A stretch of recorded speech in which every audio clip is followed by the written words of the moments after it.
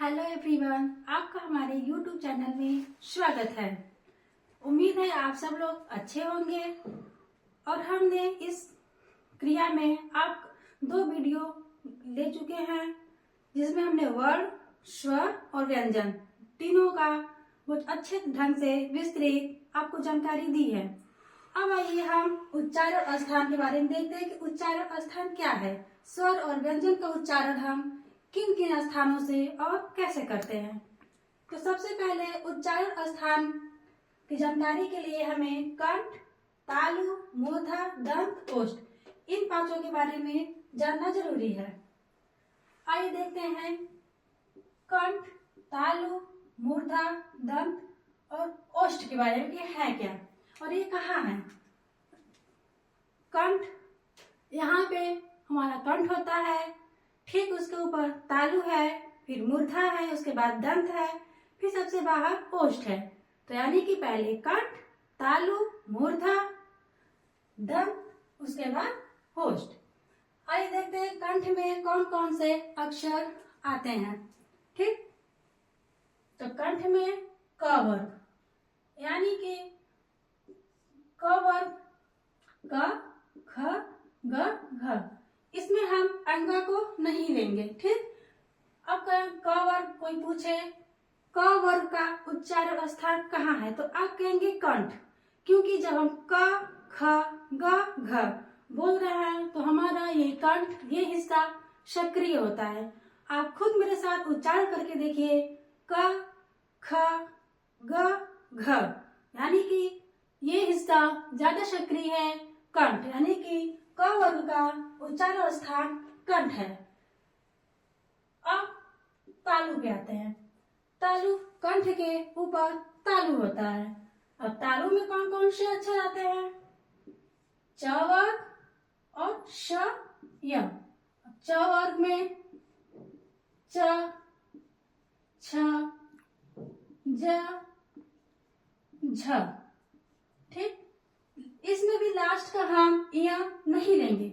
च, छ, ज, झ, ये तालु है। अब कहेंगे तालु कहाँ है, तो मुंह के भीतर का पिछला भाग तालु कहलाता है।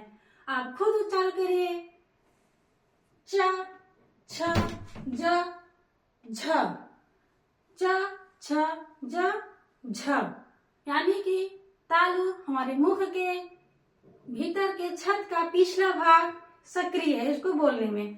तो च, छ, ज, झ और श, य इनका उच्चारण स्थान तालु होता है।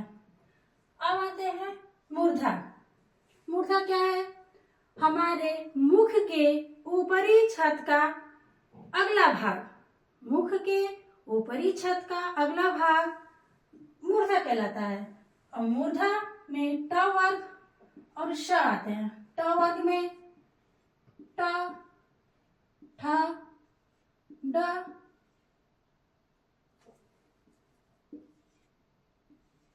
ढ, ट, ठ, ड, ढ, ये मूर्धा में आते हैं। और श, ट, ठ, ड, ढ। आप जब भी बोलेंगे तो हमारे मुंह के ऊपर हिस्सा का अगला भाग सक्रिय है, ट, ठ, ड, ढ। अब आते हैं दंत में। दंत में त वर्ग है। त वर्ग में त, थ, द, ध, त, थ, द, ध, ये दंत, यानी कि इनका उच्चारण स्थान दंत है। जब भी बोलेंगे त, थ, द, ध तो हमारे जीभ का अगला भाग दांत को टच करता है, तो आप कहेंगे कि इसका उच्चारण स्थान दंत है। एक बार आप मेरे साथ बोलकर देखिए, त, थ, द, ध, यानी कि त, थ, ध, ध को हम दंत से उच्चारण स्थान उसका दंत है। अब ओष्ठ आते हैं। ओष्ठ में है प वर्ग। प में प, फ, ब, भ, प, फ, ब, भ, यानी कि प, फ, ब, भ। जब भी आप इनका उच्चारण करेंगे दोनों होठ आपस में मिलेंगे, प, फ, ब, भ, यानी कि इनका उच्चारण स्थान ओष्ठ है। ठीक, अब आप कहेंगे इनका एक एक अक्षर क्यों नहीं लिया गया है? उन अक्षरों को हम पंचमाक्षर बोलते हैं, यानी 5 अक्षर है इसलिए उनका नाम पंचमाक्षर दिया गया है। वो है अंग, इया, अड़, न, म।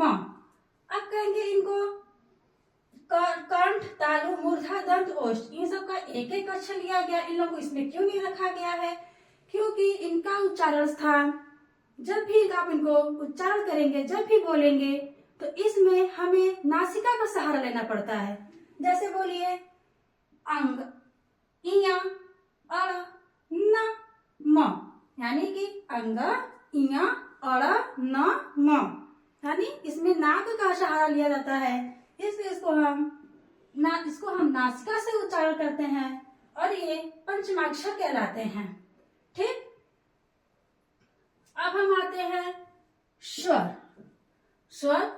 स्वर में इन सबको भी अलग अलग उच्चारण किया जाता है। जैसे अ, आ का उच्चारण स्थान कंठ है, ई का उच्चारण स्थान तालु है, उ का उच्चारण स्थान ओष्ठ है और री का उच्चारण स्थान मूर्धा है। अ, आ बोलकर देखिए, अ, आ में कंठ, ये वाला भाग सक्रिय है, ई तालु, उ बोल रहे हैं, तो हमारा जो ओठ का हिस्सा है वो गोला हो जा रहा है, उ यानी कि इसमें उ हम होठों से बोलते हैं। और री बोलेंगे मूर्धा, यानी कि री का उच्चारण स्थान मूर्धा हो गया। अब ए ओ औ, कल हमने आपको ए ओ औ शायद बताया था, आइए एक बार और देख लीजिए।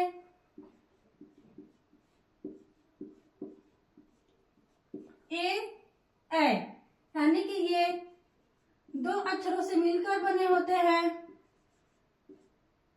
ये संयुक्त स्वर है, ए ओ औ, इन चारों को संयुक्त स्वर कहा जाता है और ये 2 अक्षरों से मिलकर बने हैं।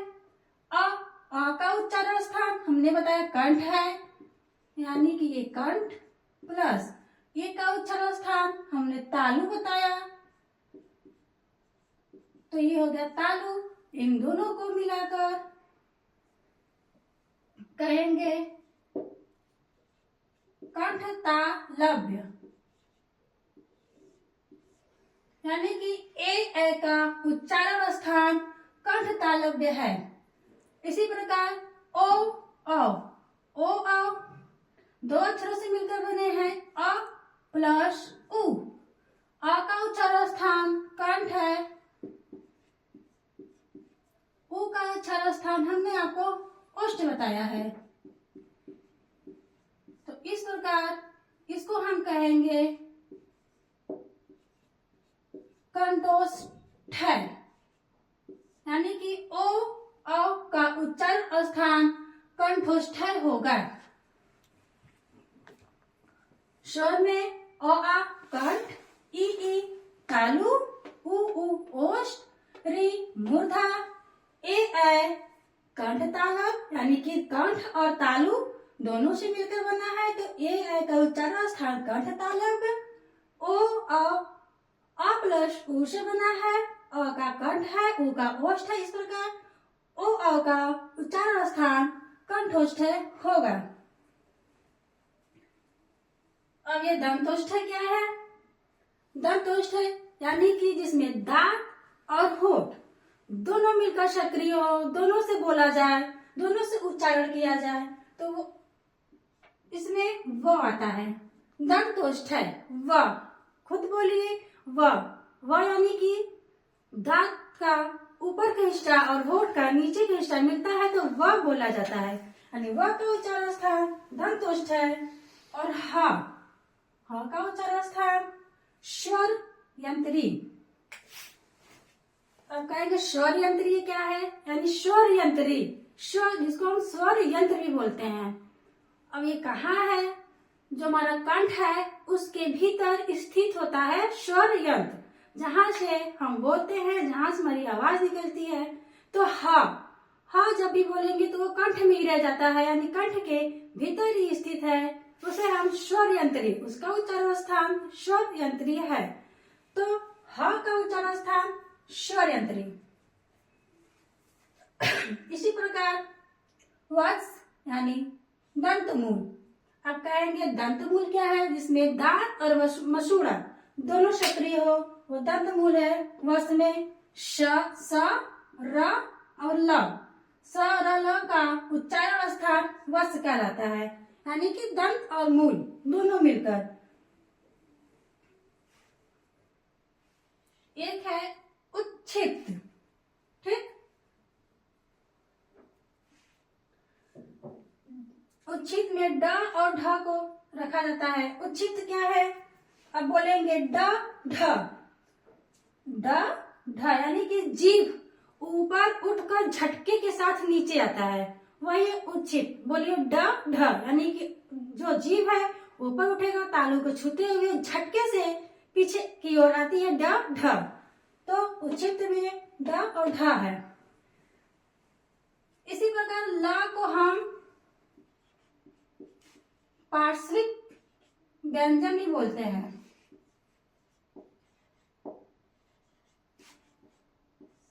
अब कहेंगे पार्श्विक व्यंजन क्या है, पार्श्विक व्यंजन ल है। और ल को बोलेंगे तो जो जीभ है वो ऊपर की छत को छूता है और दोनों किनारे हवा निकल जाती है, दोनों किनारा खुला रहता है और जीभ बीचों बीच ऊपर के छत को छूती है। आप खुद बोल के देखिए ल, तो ल को हम इसलिए पार्श्विक व्यंजन बोलते हैं। उम्मीद है आपको उच्चारण स्थान समझ में आया होगा। कंठ, तालु, मूर्धा, दंत, ओष्ठ, इन सब से कौन कौन से अक्षर को उच्चारित किया जाता है, पंचमाक्षर क्या है ये भी आपको समझ में आ गया। दंत ओष्ठ है, स्वर यंत्री, वर्ष, उच्छित, नासिका और वगैरह वगैरह आपको समझ में आया होगा।